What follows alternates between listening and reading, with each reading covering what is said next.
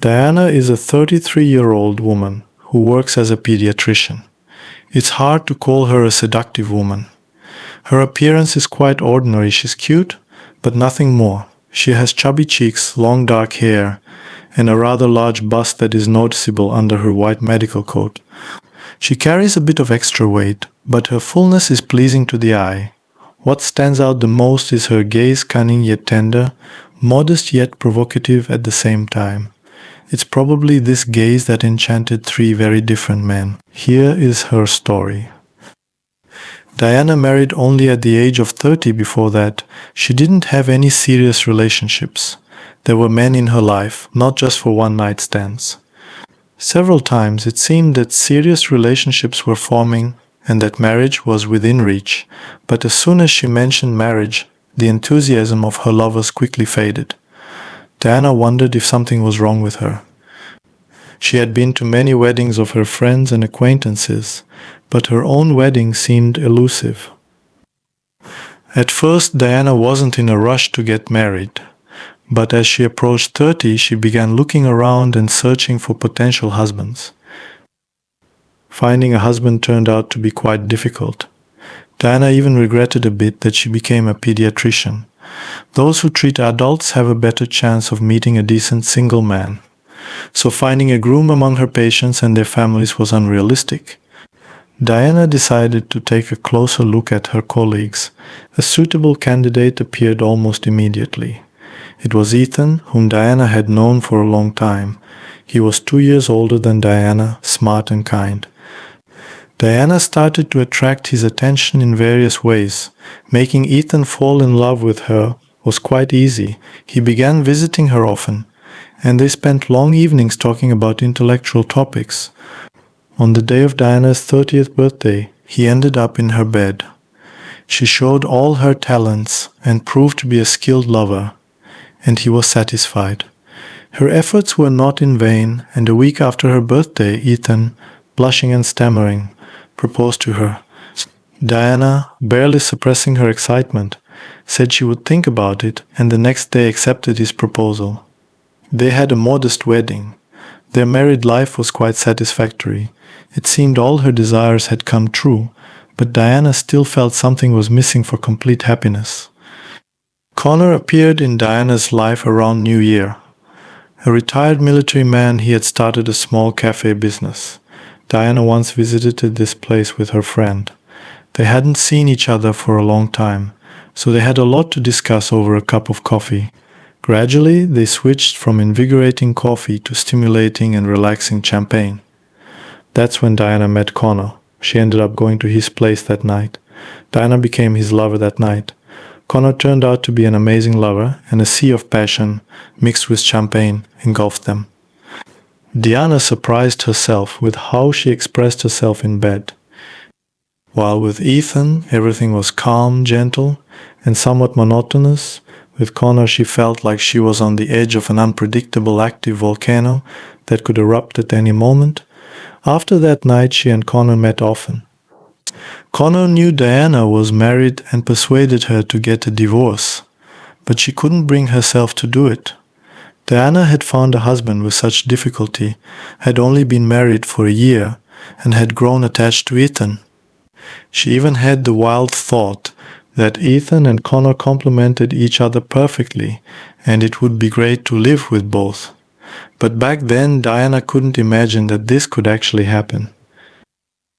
Although Diana tried to keep her new relationship a secret, her husband still found out about it.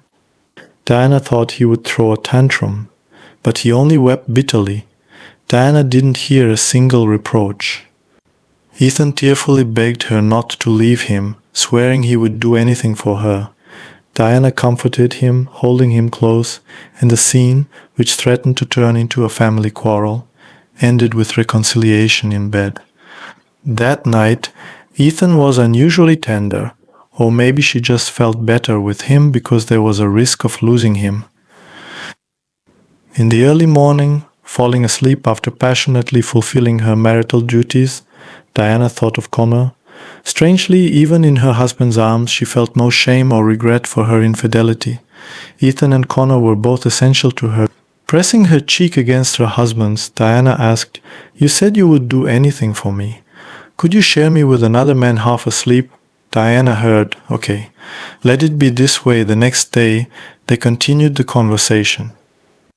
"Do you seriously want this to live with two men?" Ethan asked. "Yes," Diana replied, lowering her eyes. "Have you talked to him about this?" Diana admitted she hadn't, and didn't know how Connor would react. Ethan made her promise that if Connor refused the arrangement, she would stay with him. Connor initially didn't want such a relationship, but eventually agreed. When faced with the choice of sharing his lover with her legal husband or leaving her life, he chose the former. He even agreed to have Diana and her husband move into his apartment, which had more space. Thus, Diana began living with two men. Both men had equal rights to be with her.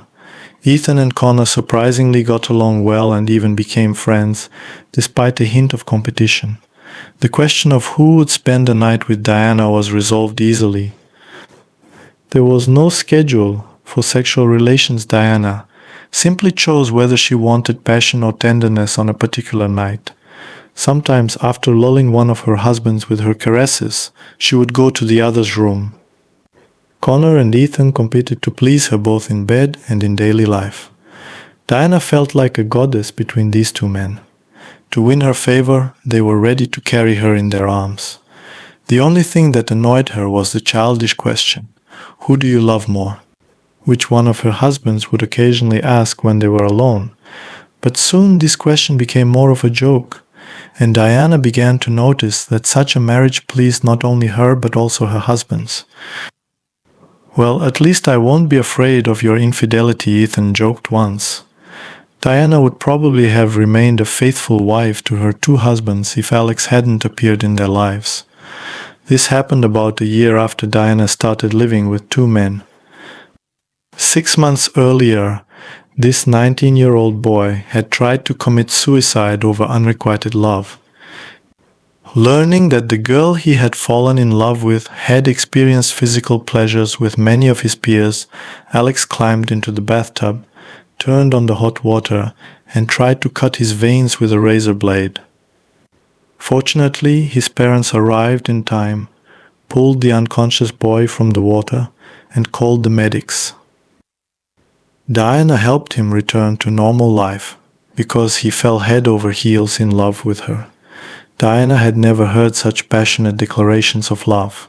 He said he found new meaning in life thanks to her, and that if she rejected him, he would die of grief or try to end his life again. Diana comforted him as best she could, trying to explain that this was all nonsense, and that he would definitely find a girl who would love him. But she couldn't convince the sensitive boy.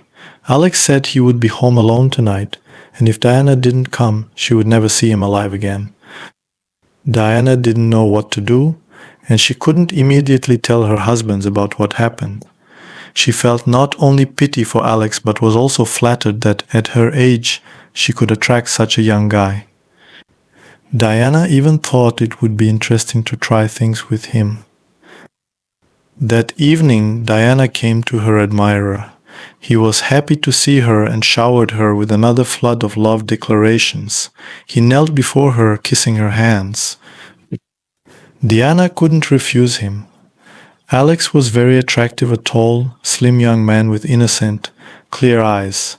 Diana couldn't resist him and became his first woman. In bed, Alex tried hard to hide his inexperience.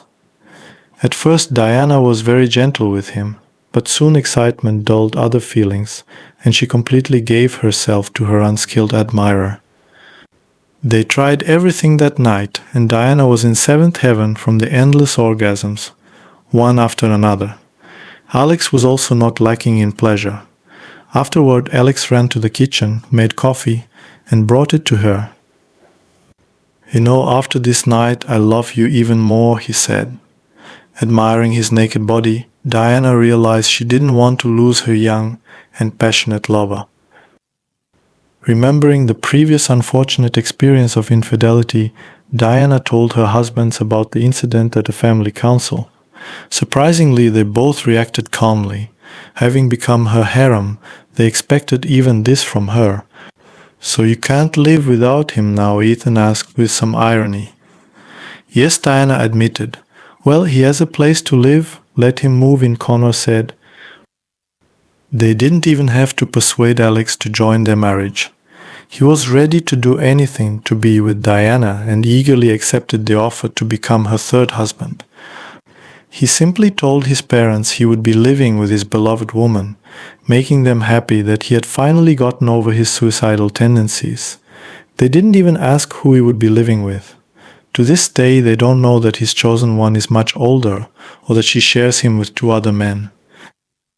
Now they live together as a foursome. To spend more time with her husbands, Diana started working less. On weekday mornings, she spends time with Connor, who goes to work after 3 in the afternoon. Alex returns from college around this time. Diana devotes her evenings to her first and official husband. Before bed, she enjoys time with one of her husbands, depending on her mood and desires that night. Recently, Connor came up with an interesting idea to try having sex all together in one bed. However, neither Ethan nor Alex supported this idea yet. Diana is perfectly happy with each of her very different husbands individually. Ethan jokes that Diana gets a husband a year. Indeed, over the past 3 years, she has gained 3 loyal and loving husbands. Now, entering the 4th year after her first marriage, Diana has started thinking about a 4th husband. She doesn't know exactly what he should be like, but the main thing is that he must be different from the others and not mind sharing her with them. Living with 3 husbands has its challenges, but Diana navigates them with grace. She ensures that each man feels loved and valued. Her mornings with Connor are filled with passionate discussions about business and shared dreams. Afternoons with Alex are light and playful, filled with the energy of youth and new experiences. Evenings with Ethan are calm and comforting, rooted in deep understanding and mutual respect. Despite the unconventional arrangement, their household runs smoothly. The men have found their own ways to bond, developing a unique camaraderie. They share responsibilities and support each other, knowing that their shared love for Diana is the foundation of their family. Diana often reflects on how her life has turned out to be so extraordinary. She appreciates the love and dedication of each of her husbands and values the different qualities they bring into her life. Each man fulfills a unique role, and together they create a harmonious balance. As Diana contemplates the future, she remains open to the possibility of new adventures and relationships. Her journey has taught her that love knows no boundaries and that true happiness comes from embracing the unexpected. Life with 3 husbands is anything but ordinary, but for Diana it is a perfect blend of passion, tenderness, and companionship. She looks forward to the many more chapters that lie ahead, knowing that with her 3 devoted men by her side, anything is possible.